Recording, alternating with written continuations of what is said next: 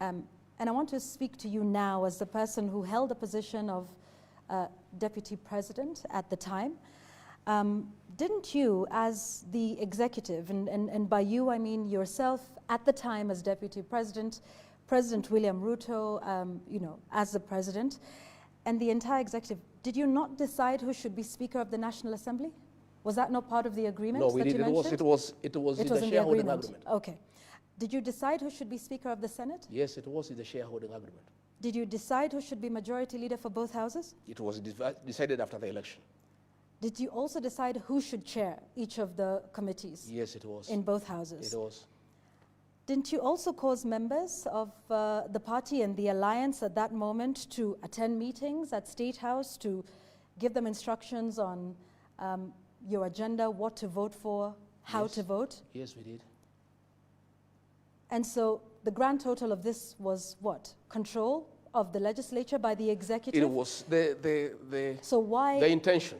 What was the intention? The intention was to push the government's legislative agenda. Okay, so this was a push that came from the executive. Yes.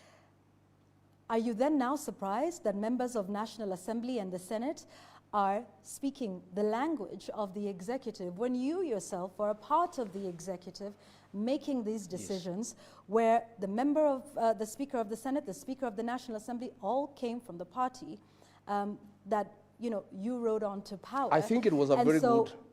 If you are saying today that we don't have independent houses of parliament, aren't you then responsible for that, because this was your doing with President William Ruto? Yvonne, that's a very good observation.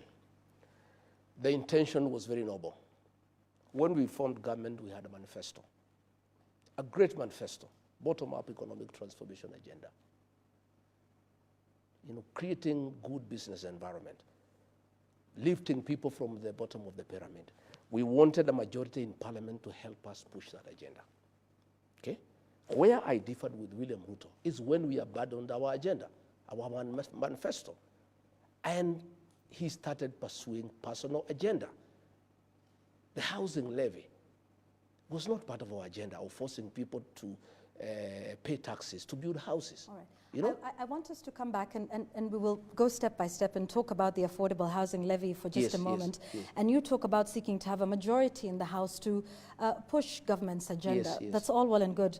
The Speaker of the Senate and the Speaker of the National Assembly, their role is not to push government agenda. Their role is to be arbiters. Their work was to be good arbiters, right, to regulate debate and to protect the independence of the institution. How would they do that if they were former party members and if they got those positions as part of an agreement for bringing votes to this administration?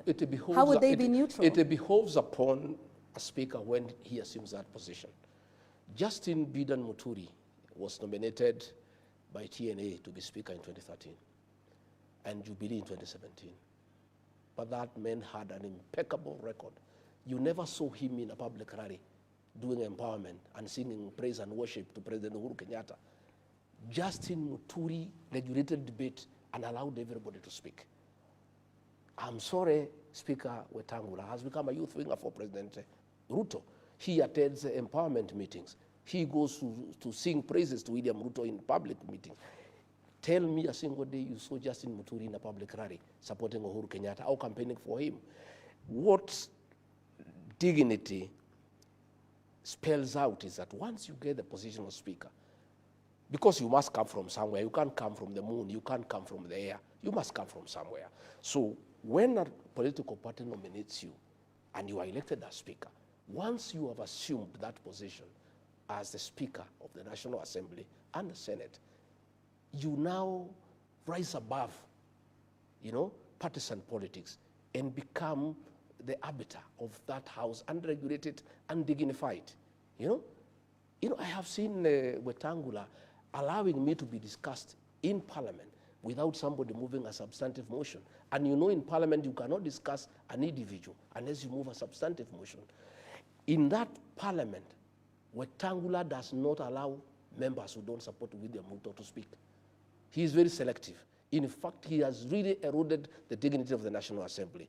From 1963, we are the lowest in terms of the speaker. I have seen him in public rallies singing praise and worship to William Ruto. I have seen him doing harambes for women and youth. That is a problem, that the two speakers have refused to rise above partisan politics and play their role as speakers of those institutions. Kenyans have interpreted the war between the executive and both houses of parliament as a possible sign of disagreement between potential partners in high-level corruption. Do you see it that way? Yes. In fact, all these things, all these fights you see between parliament and the executive is about corruption. Because William Ruto has made Kenya, State House is a crime scene. Kenya is a criminal enterprise as a country. So what has happened, Vaughan, I must tell you the truth. When William Ruto introduced money in parliament for the impeachment, he paid a lot of money. He whetted the appetite of the MPs and the senators. 10 million. So these guys want money every day. Did you counter that offer? Yeah. Did you counter that offer during your impeachment? I did not. In fact, people came to me and said, Rigathi, we like you, we love you, but we are being offered this. Can you give a counter offer? I said, no, I don't have the money. And even if I had, I don't think I believe in this. Just go ahead and do what you must do. Others came. In fact, there is an MP from the coast, a friend of mine, a great friend of mine. He came and showed me the messages William Ruto had sent him, threatening him to jail him if he doesn't sign for me. And he came and said, I have children, my brother, I am crying as I do this, but I've been forced. These are the messages. Another MP from South Rift, a good friend of mine, came and showed me the messages of threats and intimidation from William Ruto. In fact, OKWARA Puts RIGAThi, that guy is a great man.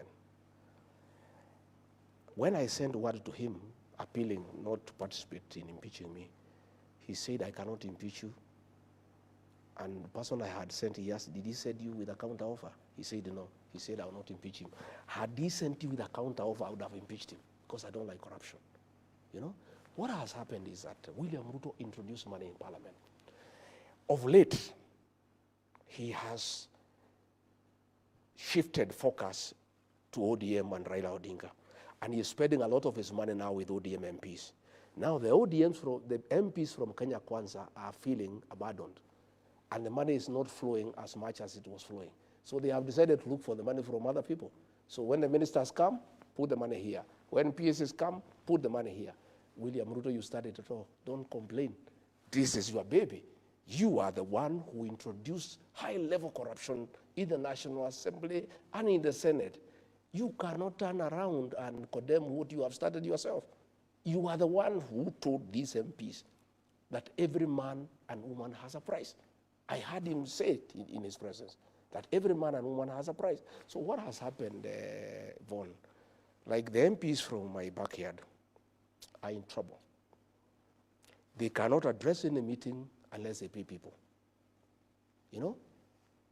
This deputy president, he cannot address any meeting unless he puts people in a tent and gives them money. Now, William Ruto is not giving these MPs money anymore. They need to go to the ground and talk to people and they don't have money. So what do you expect them to do? Anytime a PS is called for a committee, they say you must give us money.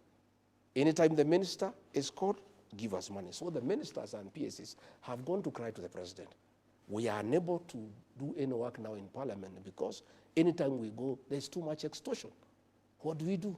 That is why the president was creating hell, because the ministers are going to him to tell him, we are unable to transact in parliament because everybody is demanding money. But he is the one who started it. He is the one who introduced money as the method of transaction in the National Assembly and the Senate.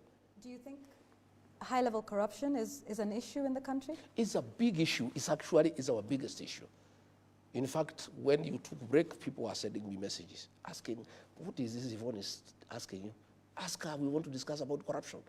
Because this is what is ailing our country. And I can tell you, Yvonne, State House has become a crime scene. Last 2 weeks ago, 15,000 young people were there. They were each given 2,000 as a bribe so that they can say 2 terms. Corruption is being practiced in the highest office in the land in broad daylight.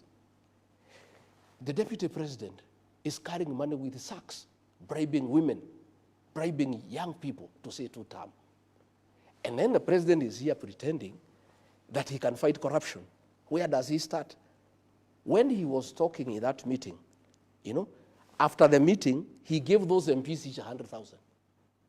After complaining that they're asking for money for, and he doesn't want corruption, why was he giving them 100,000? Those MPs have salaries. Why was he giving him money? So what I'm saying is, and Yvonne, when we get to the right discussion, we must discuss where we are as a country. It's because against the advice of Uhuru Kenyatta and many people that we are going to elect William Ruto and he's a corrupt man, and we'll cry. We are crying. And I myself take blame because I ignored it. I thought it's propaganda. And corruption has become a way of life. Corruption is the modus operandi in our administration, and State House is a crime scene, and bribery is a major policy of this administration. Okay. Yeah. I want to ask you about, you know, a promise that was made